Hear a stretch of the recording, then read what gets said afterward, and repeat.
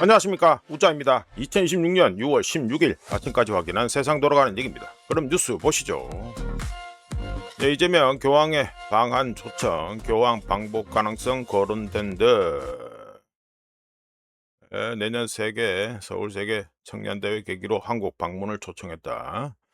국무원장 면담서 개선 노력 두드리라 그러면 열릴 것이다. 두드리라 그러면 열릴 것이다.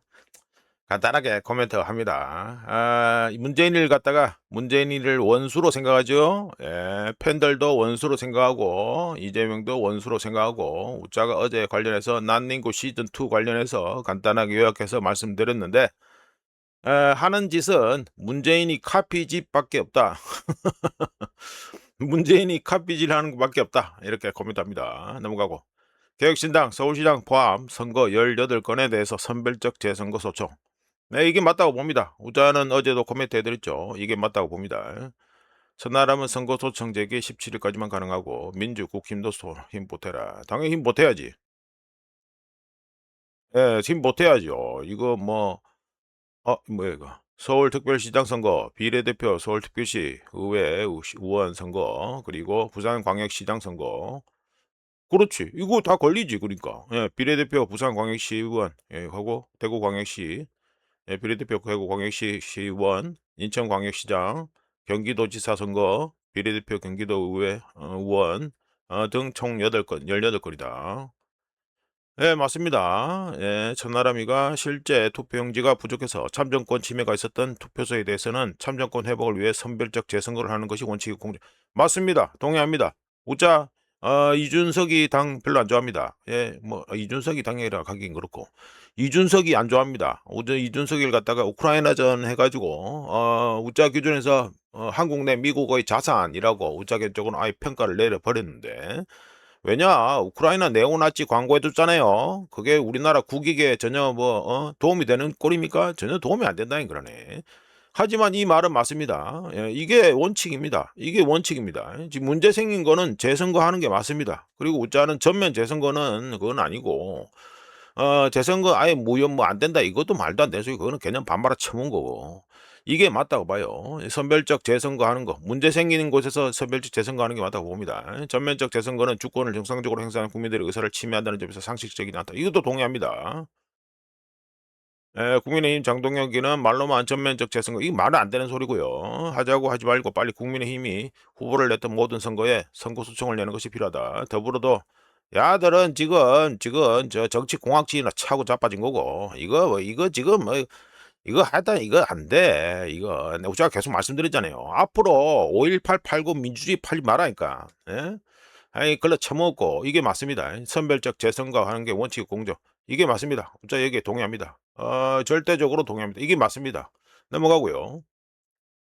JTBC 등 중앙그룹 5개사 회장 신청. 이거 잘 돌아가네. 중앙일보는 워크아웃 추진. 어허이. 계열사 신용등급 줄 하향 잘 돌아간다. 중앙그룹은 피해 회복 최선 다할 것이다. JTBC 등 중앙그룹 일부 계열사와 자회사가 법정관리 수순에 들어갔고, 중앙일보는 워크아웃을 추진하고 그랬다. 홍정도 홍씨 집안 또 나왔고, 뭐 이래 되네. 코테리 중앙, 메가박스 중앙, 중앙 P&I, 뭐 친숙한 이름들 나오네요.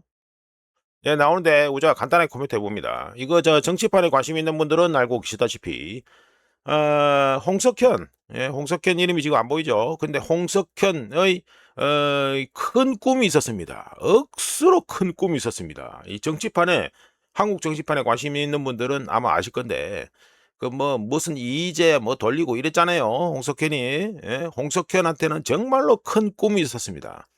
그리고 윤석열이 나오고 이래가지고 그 삼성 이재용 해가지고 잡아넣는 거, 삼성 회장 잡아넣는 거, 이런 거, 그것도 보면 알고 보면 홍석현하고 관련돼서 무슨 삼성 내에서의 쿠데타, 그거하고 그거 되지 않느냐, 이런 좀 업계에서의 음모론 아닌 음모론 같은 것도 많았어요. 근데 보세요, 어떻게 됐습니까? 홍석현의 큰 꿈은요, 법정 관리와 워크아웃으로 기결되었다, 이렇게 평가합니다. 넘어가고요. 똑똑하다고 세상이 자기 맘대로 다 돌아가는 건 아닙니다. 저 집안이 똑똑하긴 똑똑하죠. 예, 똑똑하긴 똑똑한데 똑똑한 거하고 세상이 세상이 내 마음대로 돌아가는 거하고는 아무 상관없어요. 반도체 수요 증가에 5월 수출 물가 지수 11개월째 상승. 네. 2개월 연속 하락, 20개월 연속 하락이라고? 이거 MOM 기준으로 한 거 아니야? 자, 간단하게 요약해서 말씀드립니다. 한국의 수출 물가 엑스포트 프라이스는 YOY 작년 동월 대비해서 4월에 40.8%였는데 5월에 46.9%로 더 상승하면서 2025년 9월 이후 계속해서 상승 중이고요. 그리고 임포트 프라이스, 그러니까 수입 물가죠. 우리식으로 말하면 수입 물가인데, 예, 수입 물가인데 수입 물가는 YOY 작년 동기간 대비해서 동월 대비해서 4월에 20.5%인데 5월에 24.8%로 더 올라갔습니다. 여기서 말하는 거, 예, 2개월 연속 하락, 이거는요 MOM 기준으로 했겠지. 아니고요. YOY 작년 동월 대비를 하면은 4월에 20.5%에서 5월에 24.8%로 더 상승했습니다. 그러면서 수입 물가는 2026년 올해 2월 이후 4개월 연속 상승에다가 3월부터는 20%대 상승률, 수입 물가가 20%대 상승률을 갖다가 계속해서 유지하고 있는 중이다. 이건 나중에 다 이재명한테 욕으로 다 돌아온다는 거, 이거 분명히 기억해야 됩니다. 자, 넘어가고요. 돈 쳐뿌리고 뭐 이래가지고 각종 쇼 했으니까 다 뭐 자기 업 보니까, 예, 다 받아내야 되죠. 예, 그렇게 넘어가고 금덩이 보시면 2.04% 상승해서 1온스에 4,308.20달러가 됐습니다. 금덩이 대해서 조금 말씀드려보면 아직까지 뭐 좀 분위기가 뭐 좋기는 올라가긴 올라갔는데 좀 그래요. 그러니까 좀 제가 좀 말씀드려보면 매수세가 유입되면서 금값이 상승하고 있습니다. 일단은 3거래일 연속 상승하고 있는데, 보시면 요거 52평선 요 있죠? 52평선 퍼런 거. 52평선 보시면 4,582 이래 돼 있죠? 4,582에 있는 52평선을 갖다가 확실하게 돌파를 해 줘야 됩니다. 금값이. 확실하게 돌파해 주면은 좀 뭐 이제 상승으로 간다. 이제 뭐 더 떨어질 일 없고 상승으로 간다. 상승 추세로 바뀌었다. 이렇게 말할 수 있고.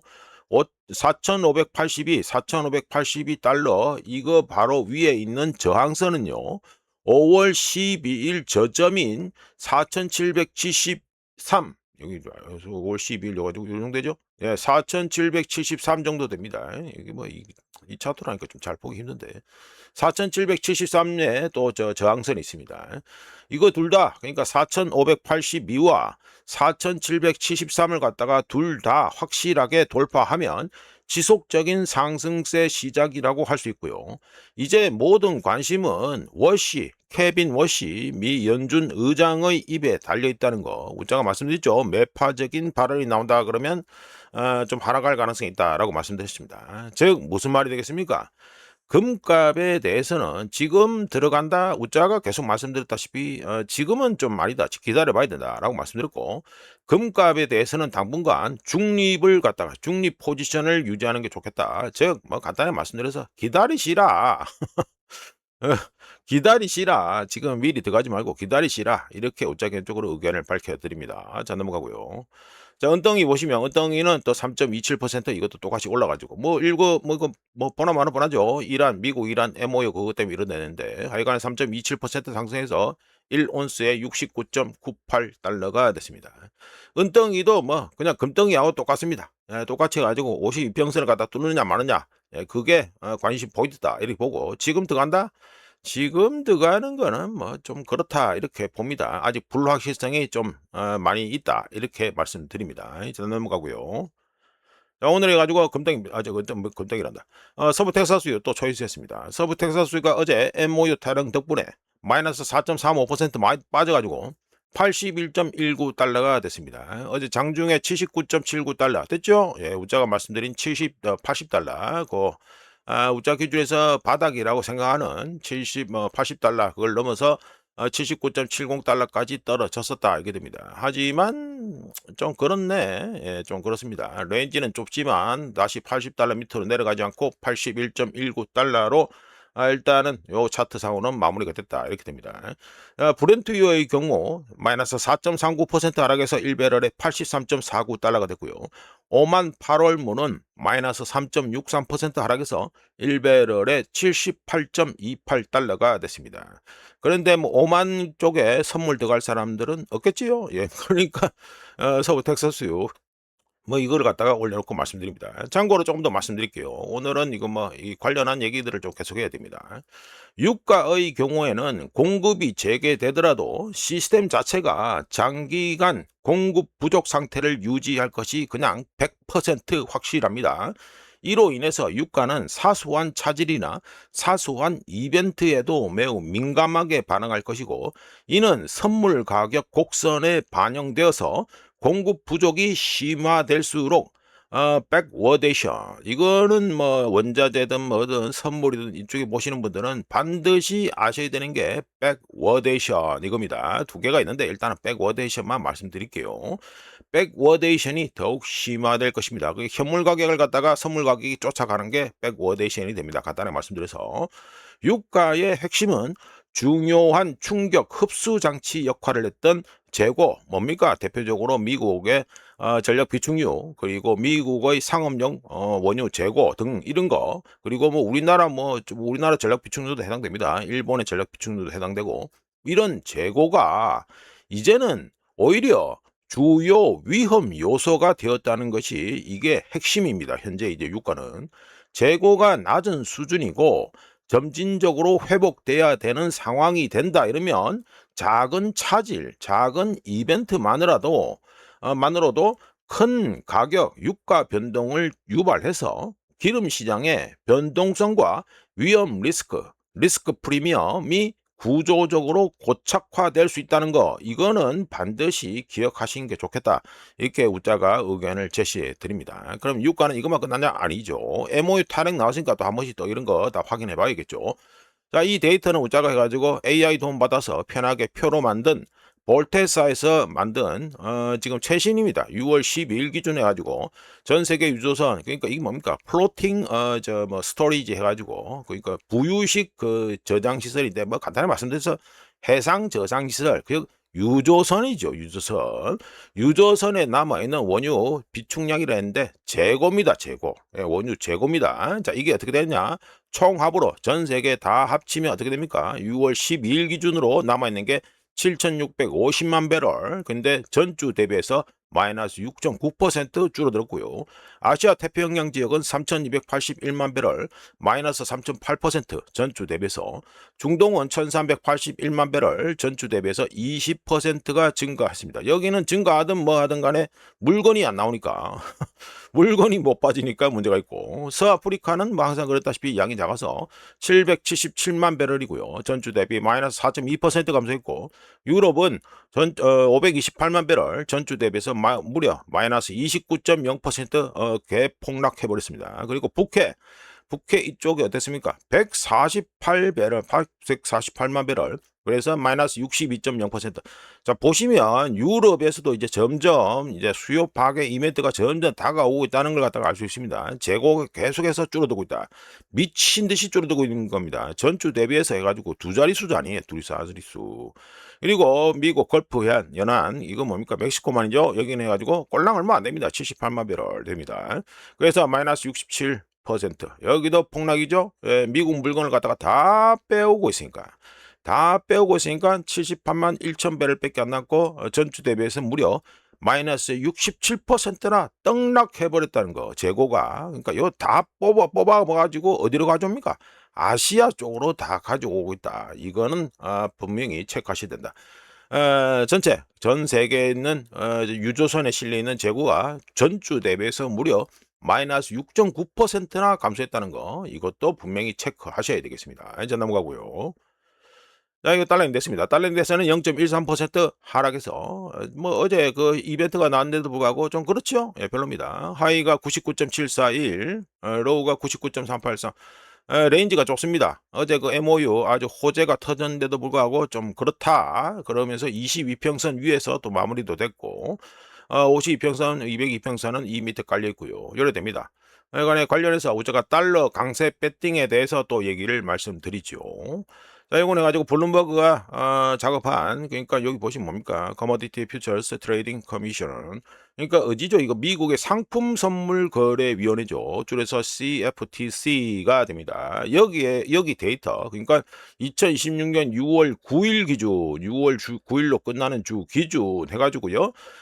지금 트레이더들, 그러니까 여기 뭐 이거 투기적인 뭐 투기하는 자들 뭐 이거죠. 예, 투기하는 자들. 그러니까 이들이 달러에 롱 달러, 그러니까 그 달러 강세에 배팅하고 있다 이게 됩니다. 자, 말씀 들어보면 미국의 상품 선물 거래 위원회에 따르면 6월 9일 기준 헤지펀드와 자산 운용사들, 헤지펀드와 자산 운용사들이 보유한 달러 매수 포지션이 278억 달러로 2025년 2월 이후 최고 수준이고요. 이는 달러 강세 포지션이 13주 연속 이어지고 있으며 이란전 이전에, 여기는 마이너스죠. 이란전 이전에 220억 달러가 달러 약세에 배팅되었던 것에서 완전히 급반전한 것이라고 할 수 있습니다. 지금 달러 배팅이 더 세지고 있다 이게 되죠. 이와 동시에 레버리지 펀드들, 그러니까 레버리지 땡겨서 해가지고 배팅하는 친구들, 레버리지 펀드들은 일본 엔화에 대한 약세 배팅을 2017년 이후 최고 수준으로 늘려서 엔화는 1달러에 160엔을 중심으로 지금 거래되고 있는데, 대부분 지금 160엔을 넘기고 있죠. 이렇게 거래되고 있는데 1달러에 160엔은 일본 정부의 외환시장 개입이 강제되는 지점입니다. 이거는 뭐 반복해서 우리가 계속 말씀드리니까 뭐 다 아실 거고요. 참고로 미국 밖에 있는, 미국 안이 아니라 미국 밖에 있는 은행들의 달러 예금과 달러 대출을 규모는 총 합쳐서 14조 5천억 달러로 2010년 이후 4조 달러 이상이 증가했고 현재 사상 최대 규모를 보이고 있습니다. 달러 망해라, 미국 망해라 하는 분들도 뭐 많으시겠지만, 그렇게 세상이 그렇게 만만하지 않다는 거, 절대로 그 세상이 만만하지 않고 뭐 내가 원하는 대로 잘 돌아가지 않는다는 거, 이거는 분명히 아셔야 되고, 우자가 반복해서 말씀드립니다만, 달러요. 예? 미국의 뭐 핵무기, 예? 미국의 전략공군, 이거보다 진짜 미국이 들고 있는 진짜 백이 대량 살상 무기가 뭐냐면 바로 이 달러입니다. 달러를 갖다가 현재 대체할 수 있는 돈이 없습니다. 이건 어쩔 수 없습니다. 미국의 뭐 빚이 뭐 미친 듯이 늘어나다 어쩌든 간에 현재 지금 달러를 대체할 수 있는 돈은 없다는 거, 이거는 분명히 아셔야 됩니다. 물론 미국 국채하고 또 다르게 별개로 봐야 돼요. 미국 달러는요. 자, 하여튼 넘어가고요. 네, 오늘 달러 봤으니까 원화를 보셔야죠. 원화는 보시면 아이고 뚝 떨어져 버리네. 예, 요거는 MOU 해가지고 발표 나니까 이렇게 뚝 떨어진 거죠. 뚝 떨어져 가지고 105란다. 1,505원. 야, 이 호재가 이 좋은 소식이 들렸는데도 1,500원을 뚫고 밑으로 못 내려갑니다. 정말 심각하다고 보시면 되고, 1,518.9, 1,519원까지 갔네. 그러니까 15원, 하루 변동폭 15원까지는 아니다 하더라도 대충은 뭐 한 15원 가까이 갔네요. 예, 이걸 갔습니다. 새벽에 가지고 자는 시간, 우짜가 아침에 일어난 시간인데 이때 가지고 1,518.96원까지 갔다가 이래 가지고 와리가리 하고 있다 이게 됩니다. 하여간에 0.18% 좋아져서 MOU 덕분에 0.18% 좋아져서 1달러에 1,515.7원이 되었습니다. 우짜가 캡처한 시간은 6시 29분입니다. 넘어가고요. 자, 엔화입니다. 엔화를, 엔화 보시기 전에 어제 해가지고 10년 만기 한국 국채 옥션이 있었는데 그것도 잠깐 말씀드릴게요. 10년 만기 한국 국채 옥션은 지난 세션, 그러니까 5월 18일에 있었습니다. 지난 세션 끝나고 4.273%인데 어제 10년 만기 국채 옥션 끝나고 4.115%로 좀 하락했습니다. 다행히 좋은 소식이죠. 자, 뭐 때문에 하락했겠습니까? 미국하고 이란하고 MOU가 타결되었다라는 소식 덕분에 좋은 영향을 받아서 10년 만기 국채 옥션 끝나고 수익률이 10년 만기 한국의 10년 만기 국채 수익률이 조금 하락했다 이렇게 되고요. 자, 엔화를 보시면 0.30% 싸져가지고 이 동네는 계속 싸지고 있습니다. 1달러에 160.33엔이 됐습니다. 자, 골치 아프죠? 예, 골치 아픕니다. 이 동네는 지금 계속해서 지금 뭐 환투기 세력 뭐 여기 해가지고 계속해서 지금 공격을 받고 있다 이렇게 봐도 무방합니다. 자, 관련해서 해가지고 오늘 일본 중앙은행의 금리 인상, 뭐 금리 인상 확실하니까 하다 금리 결정이 있죠. 관련해서 좀 말씀드립니다. 우에다 일본 중앙은행 총재가 간 낭종 감염을 이유로 2주간 현재 입원했지요. 예, 입원하면서 금리 결정을 갖다가 누가 지금 해가지고 미팅을 주도한다? 시니치 우치다 부총재가 미팅을 주도하고요. 그리고 나와서 떠드는 것도 우치다가 나와서 떠들 예정입니다. 우치다의 경우에는 우치다란다. 우에다 일본 중앙은행 총재의 경우에는 지금 아파서 들어갔으니까 투표권이 없고요. 금리 인상에 찬성하는 경향이 강한 것으로 알려진 8명의 일본 중앙은행 이사들의 결정에 따라 오늘 금리 결정이 내려질 것인데 보나마나 25 베이시스 포인트 또는 0.25% 인상된다고 그냥 확신하고요. 거의 결정이라 봅니다.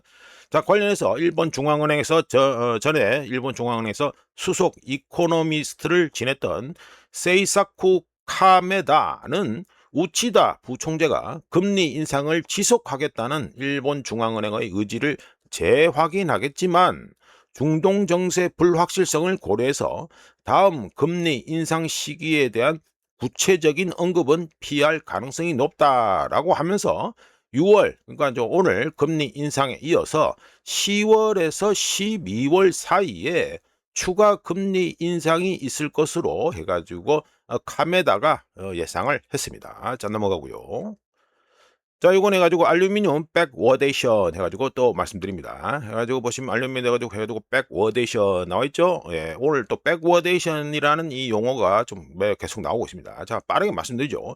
중국과 중동의 생산량 감소, 어떤 거? 알루미늄 말한 겁니다. 알루미늄 생산량 감소와 그리고 서방의 경우 어떻습니까? 전기화 및 데이터 센터 구축으로 인한 수요 증가가 맞물리면서 어떤 수요? 알루미늄 수요가 맞물리면서 알루미늄 가격이 상승 전망이 갈수록 강화되고 있는 중입니다. 1톤에 100달러 이래 돼 있죠. 하여간에 LME 런던 금속 거래소 현물 알루미늄 가격인데요. 이게 올해 들어서 20% 급등해서 2021년 이후 최대 상승폭을 기록할 것으로 예상되는데 이유는 당연히 상당한 수준의 재고 감소 때문입니다. 이거 보시죠. 재고 해가지고 LME 해가지고 on warrant 알루미늄 인벤토리 돼 있는데 쭉 해가지고 줄어들어가지고 지금 더 이상 줄을 데를 없을 정도로 해가지고 많이 깔아앉아 있다 이게 됩니다. 자, 이것도 역시 백워데이션 나왔으니까 또 백워데이션 차트를 올려드리고 또 말씀드리죠. 선물 곡선을 보면 근월물 계약이 3개월물 계약보다 현재 높습니다. 어떤 게 알루미늄 이게 높은 이게 그러니까 근월물 계약이 3개월물 계약보다 높다. 그러니까 현물 가격이 앞으로 선물 가격보다 높다. 이게 뭡니까?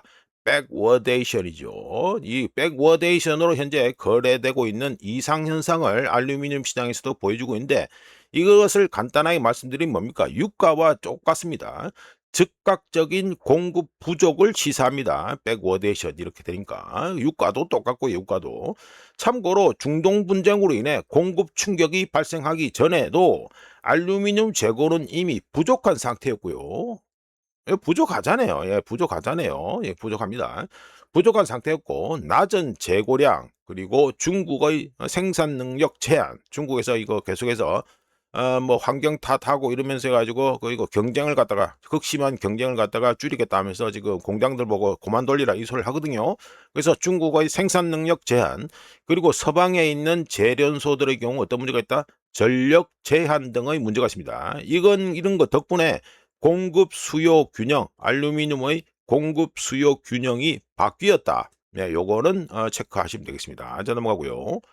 이거는 또 투기 대상이 된 SK 하이닉스 주가다 해가지고 말씀드리죠. SK 하이닉스의 옵션 미결제 약정, 즉 옵션 계약 총량이 한 달 만에 거의 17%다. 17배. 무려 17배입니다. 17배 급증하면서 올타임 하이를 갖다가 기록했고요. 요 보면은 내가 SK 하이닉스 옵션 오픈 인터레스트 돼 있죠. 이렇게 17배, 한 달 만에 17배 급증하면서 그러니까 SK 하이닉스의 옵션 미결제 약정이 그렇게 급증하면서 올타임 하이를 갖다가 기록했고 특히 SK 하이닉스와 연계된 레버리지 ETF와 그에 따른 해지 자금 유입이 SK 하이닉스 전체 거래량의 60에서 70%를 차지하는 것으로 추산되면서 SK 하이닉스 주가는 기업의 펀더멘털보다는 투기적 포지션에 더 크게 좌우되고 있습니다. 레버리지 ETF 같은 상품들은 목표 레버리지를 유지하기 위해 파생 상품을 이용해서 매일마다 리밸런싱을 해야 하므로 우자가 요 관련해서 말씀드렸죠. 요거 말씀드렸습니다. 우자가 저 2배짜리 레버리지 저 ETF 나오다 할 때 요거 매일마다 특히 장 마감마다 해가지고 리밸런싱을 해야 된다고 제가 계속해서 계속은 아니구나. 몇 차례 말씀드린 바 있습니다. 이렇게 리밸런싱을 해야 되므로 옵션 시장에서의 거래 활동이 기초 자산이 뭡니까? SK 하이닉스 주식이죠. 이거에 직접적인 영향을 갖다가 옵션 시장에서의 거래 활동에 영향을 미칩니다. 실제로 SK 하이닉스 주가는 지난 12개월 동안 무려 780% 가까이 급등했지만 6월 둘째 주에는 급격한 변동성을 보여서 월요일에는 마이너스 8%, 그러니까 지난주입니다. 마이너스 8% 가까이 폭락했다가 화요일에는 16% 급등했고 금요일에는 또 9.7% 상승했습니다.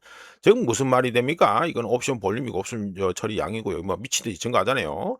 즉 SK 하이닉스 주가는 사업 실적에 기반한 투자자들의 매수보다 ETF 리밸런싱 자금 유입에 의해 점점 더 좌우되고 있다는 걸 말씀드릴 수 있습니다. 간단하게 말씀드려서 뭡니까?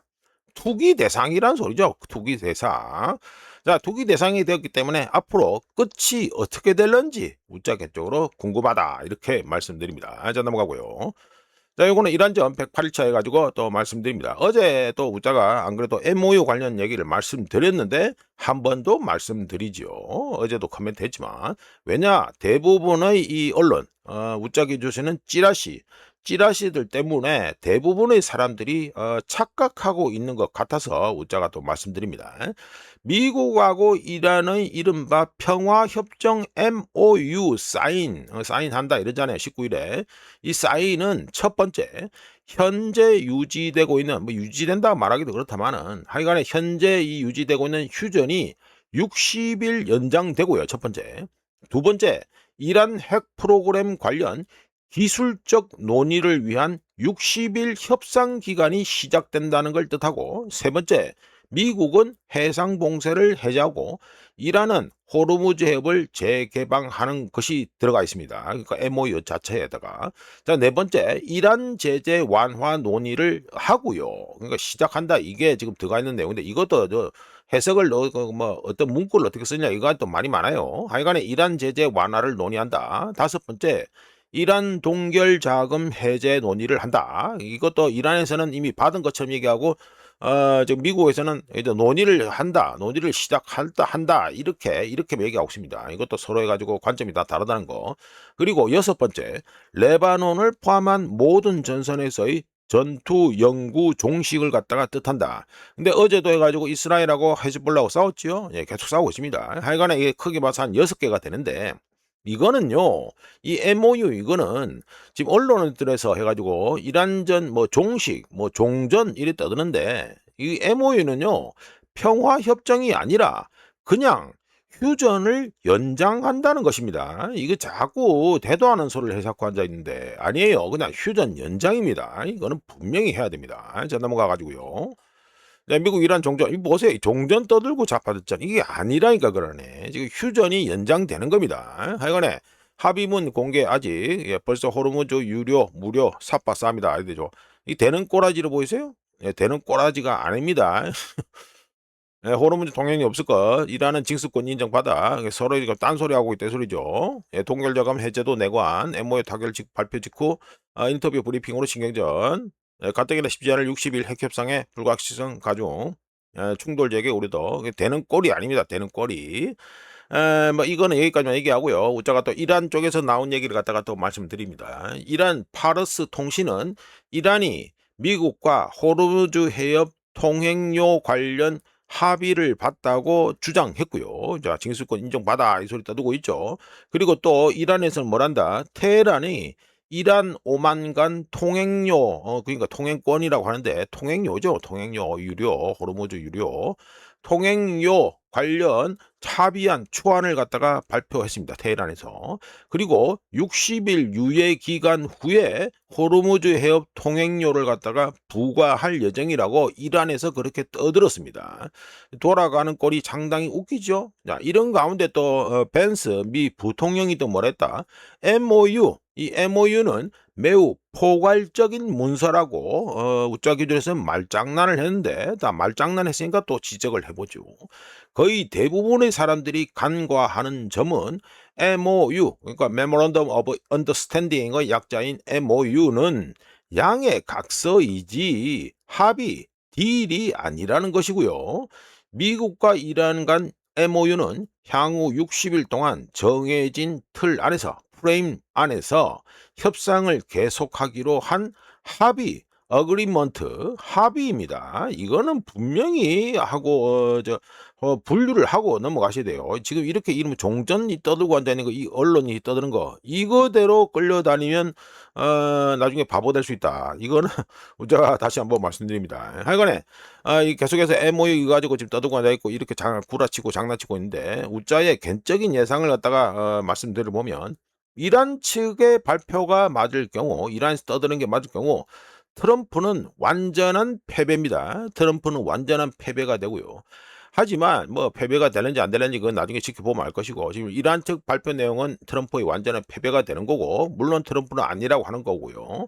하지만 MOU 이 자체는요. 우짜가 보기에 멀리 볼 필요 없이 멀지 않은 시점에 엉망진창이 될 것이다라고 우짜 개인적으로 예상합니다. 자 넘어가가지고 자, 관련해서 해가지고 이란의 중국 수출, 중국에 대한 원유 수출량 관련해서 좀 말씀드릴게요.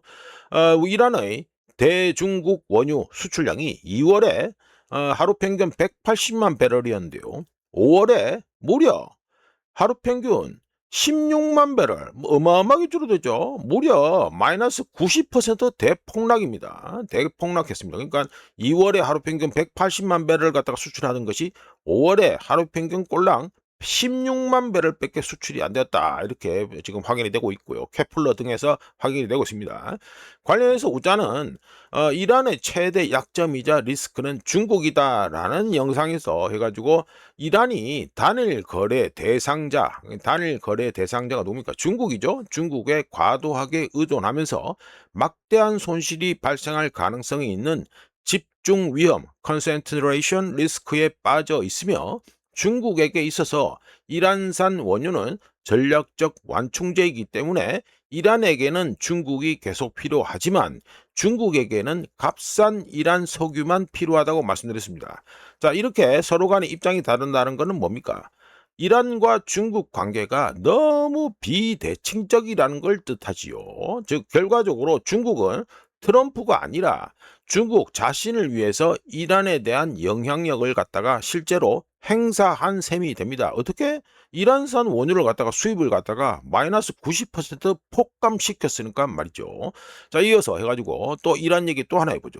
우짜가 이미 해가지고 지난달인가 뭐 이번 달 초인가 해가지고 말씀드린 바 있는데 이 하르그 섬입니다. 하르그 섬에서 기름 유출이 있었다고 이미 말씀드렸는데 또 위성사진 한번 체크해 보니까 어떻습니까? 기름이 계속해서 유출돼서 바다 뭐 유출이란 말도 웃긴다. 많은 이거 뭐 이란이 대놓고 버리는 거 아니에요. 바다에다 기름을 쳐 버리고 있는 거라니까. 그러니까 이란이 남아도는 기름을 처리하지 못하면서 하르그 섬에서는 계속해서 기름을 바다에 버리고 있는 중이다. 이 색깔 보면 기름이 둥둥 뜬 색깔이 보이잖아요. 이거 아주 아름다운 색깔이죠. 근데 이게 기름을 버리고 환경 오염을 제대로 시키고 있다. 이게 되죠. 뭐 수단과 방법을 안 가리고 그냥 뭐 다 하고 있다. 친이란 팬들은 보기 싫어하는 이 장면이다. 기름이 슬슬 흘러서 이제 밖으로 흘러나오고 이러잖아요. 잘 번지나가고 있습니다. 자 넘어가고요. 자, 이거는 해가지고 미국의 대기업 파산권 해가지고 잠깐 업데이트를 해드리죠. 2026년 1월부터 4월까지 그러니까 YTD죠. Year to Date 기간 동안 1월부터 4월까지 기간 동안 미국 대기업 229것이 파산했는데 2010년 이후 요 2010년이죠. 2010년 이후 여기 보시면 걸리는 게 요거 하나밖에 없죠. 2025년 하나마다 걸립니다. 2010년 이후 또는 16년 내 2025년 다음으로 높은 수준을 보이고 있습니다. 어떤 게 미국의 대기업, 여기는 뭐 대기업이 하는데 큰 기업, 대기업, 우리 식으로 말하기 좀 애매한데 하여튼 간에 여기서는 그냥 큰 기업이 대기업을 합시다. 미국 대기업 파산 건수가 2025년 이후 해가지고 지난 16년 내 두 번째로 많다. 이게 됩니다. 전혀 좋은 꼬라지가 아니다. 이렇게 되겠죠. 자, 복잡한 얘기 많이 했으니까 오늘은 또 조금 친환경적이고 머리가 맑아지는 얘기를 좀 말씀드리겠습니다. 이제 요즘 이제 웬만하면 40분은 안 넘기려고 노력하고 있기 때문에 일단은 이 얘기하면서 빨리 끝내죠 뭐. 자, 소제목은 친환경 자율 로봇이다 해가지고 말씀드린다. 자, 밭에 해가지고 뭐 돌아다니는데 뭐 이거 가지고 이 뭘 쏘죠. 예, 뭐 광선 같은 걸 쏘고 안 됐습니다. 기계는 기계대로 혼자 돌아다닙니다. 사람이 하나도 안 보이죠. 자, 말씀드리면 자율 로봇이 밤마다 딸기 밭을 돌아다니면서 UVC, 즉 뭡니까 이게? 자외선 살균이죠. 자외선 살균. UVC 빛을 이용해서 곰팡이 병원균과 응애를 박멸하고 덕분에 매주 여러 번 살충제를 살포할 필요가 없고 아침이 되면 작업자들이 화학물질 잔류물 없이 안전하게 밭에 들어갈 수 있습니다. 이게 관련해서 좀 말씀드릴게요. 뭐 우리나라도 뭐 나중에 쓰일 수도 있으니까 좀 말씀드립니다. 자, 요거는 보시면 이게 자외선이죠. 자외선 종류에 보면 UVC, UVB, UVA 이래 있습니다. 보시면요, UVC는 우리나라 대기권, 우리나라란다. 지구 대기권 밖에서 해가지고 튕겨 나가가지고 여기서 다 그냥 흡수되고 이 지상까지는 안 온다 이게 되죠. UVB는 95%, 그리고 UVA는 해가지고 5%, 그러니까 대기권에서 흡수가 잘 안 돼가지고 끝까지 떨어지는 게 이거고.